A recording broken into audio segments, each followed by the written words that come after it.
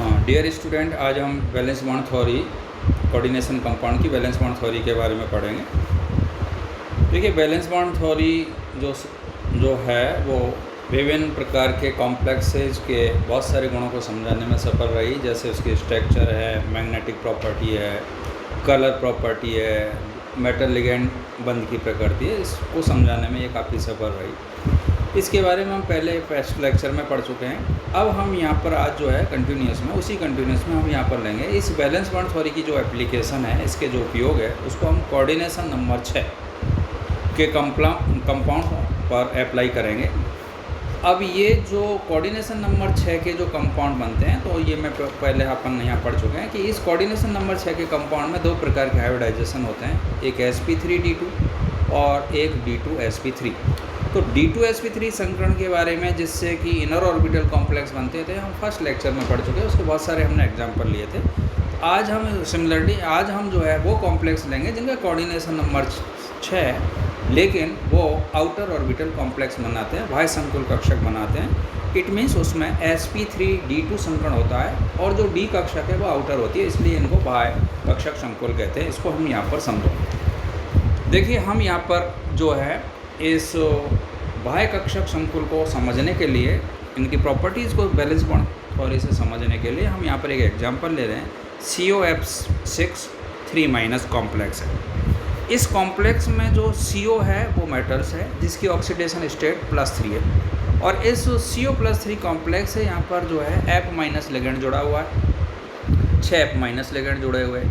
तो जब हम इस CO+3 का इलेक्ट्रॉनिक कॉन्फ़िगरेशन देखते हैं, तो इसमें 3D कक्षक के अंदर 6 इलेक्ट्रॉन है, 4s में कोई इलेक्ट्रॉन नहीं है, 4p में भी कोई इलेक्ट्रॉन नहीं है, और 4d कक्षक इसमें खाली है। जब CO+3 धातु आयन से F- लिगेंड जोड़ते हैं, तो इसमें होता क्या है कि इस 3D कक्षक के अंदर जो 6 इलेक्ट्रॉन है, उन 6 इलेक्ट्रॉन का पेयरिंग नहीं होता। इट मीन्स F- जो लिगेंड है वो 3D कक्षक से नहीं जुड़ सकता, क्योंकि कोई भी कक्षक खाली नहीं है। एक कक्षक इसमें फुल पेड है, 4 कक्षक में एक आयुग्मित इलेक्ट्रॉन है यहाँ पर, जैसा कि इस नोट्स में दिखाया गया है। अब क्या होगा बच्चों कि ये जो है 3D, तो इसमें हाइब्रिडाइजेशन पार्टिसिपेट नहीं करेगी। तो ये जो हाइब्रिडाइजेशन के अंदर जो पार्टिसिपेट करेगी यहाँ पर, वो 4s 4p और 4d कक्षक करेगी। इट मीन्स इस कॉम्प्लेक्स के अंदर sp3d2 संकरण होगा, sp3d संकरण होगा, जैसा कि यहाँ पर दिखाया गया है। अब ये जो 3D कक्षक में जो इलेक्ट्रॉन का जो युग्मन है वो नहीं होता है। वो इसलिए नहीं होता है कि जो F- है that is the week ligand है। तो वीक लिगेंड होने की वजह से n-1 या 3D की dz² कक्षक और dx² कक्षक संकरण के लिए उपलब्ध नहीं है या अवेलेबल नहीं है, और इसके स्थान पर इसकी ND मतलब 4D कक्षक, जिसकी dz² और dx² कक्षक का उपयोग होता है। और ये जो d कक्षक है वो आउटर सेल है, बाह्य कक्षक हैं।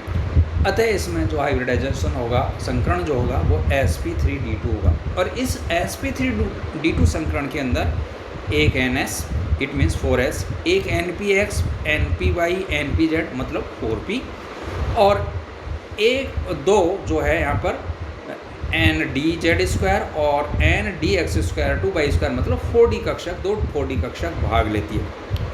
इसमें चूँकि कुल 6 कक्षकें भाग लेती है, और ये जो 6 कक्षक हैं वो हायर एनर्जी लेवल की होती है, अर्थात हायर ऊर्जा की होती है, और 2D कक्षक बाह्यतम कोष की होती है। इसलिए इस संकुल को हम क्या बोलते हैं? बाह्यतम कक्षक संकुल कहते हैं, आउटर ऑर्बिटल कॉम्प्लेक्स यहाँ पर कहते हैं। अब ये जो आउटर ऑर्बिटल कॉम्प्लेक्स बना है, अगर हम इसको कंपैरिजन यहाँ पर अगर इनर ऑर्बिटल कॉम्प्लेक्स से करते हैं यहाँ पर, तो इसमें जो है, इसमें नंबर एक बात तो इसमें अनपेड इलेक्ट्रॉन की संख्या उससे ज़्यादा होती है। और इस अनपेड इलेक्ट्रॉन की संख्या ज़्यादा होने की वजह से इसको हम बोलते हैं हाई स्पिन कॉम्प्लेक्स भी बोलते हैं। और इसमें अनपेड इलेक्ट्रॉन है, इसलिए वो स्पिन फ्री है, इसलिए इस कॉम्प्लेक्स को हम स्पिन फ्री कॉम्प्लेक्स भी कहते हैं। इसका मतलब आउटर ऑर्बिटल कॉम्प्लेक्स बोल लीजिए आप इसको, या हाई स्पिन कॉम्प्लेक्स बोल लीजिए, या स्पिन फ्री कॉम्प्लेक्स, ये तीनों ही नाम से इसको हम जो है यहाँ पर प्रदर्शित कर सकते हैं या समझ सकते, तीनों ही नाम इसके होते हैं। अब इस जो संकुल है, इस कॉम्प्लेक्स है, इस कॉम्प्लेक्स की में बाह्यतम कक्षक भाग लेती है। इट मीन्स इसकी एनर्जी है ना वो बहुत ज़्यादा होती है, और इसीलिए ये जो संकुल है एक क्रियाशील और अस्थायी होता है। इट मीन्स हम यहाँ पर ये कह सकते हैं कि बाह्य कक्षक संकुल आंतरिक कक्षक संकुल की तुलना में अस्थायी होते हैं।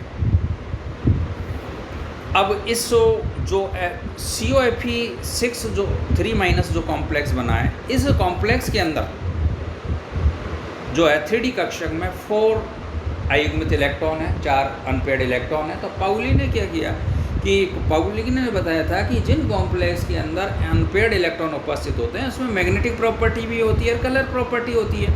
तो पाउली ने जो है इस कॉम्प्लेक्स की मैग्नेटिक प्रॉपर्टी μs बराबर √n+2 फॉर्मूले से निकाली।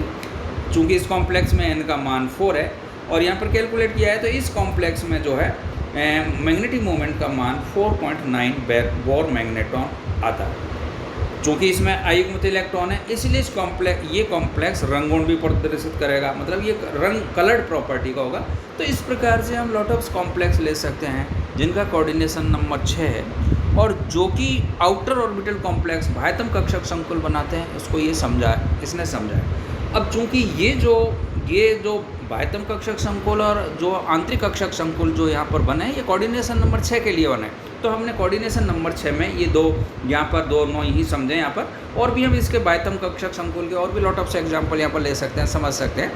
तो इस प्रकार से जो है कोऑर्डिनेशन नंबर 6 की जो है वैलेंस बॉन्ड थ्योरी की एप्लीकेशन को हमने इनर ऑर्बिटल कॉम्प्लेक्स और आउटर ऑर्बिटल कॉम्प्लेक्स के अंदर समझा है।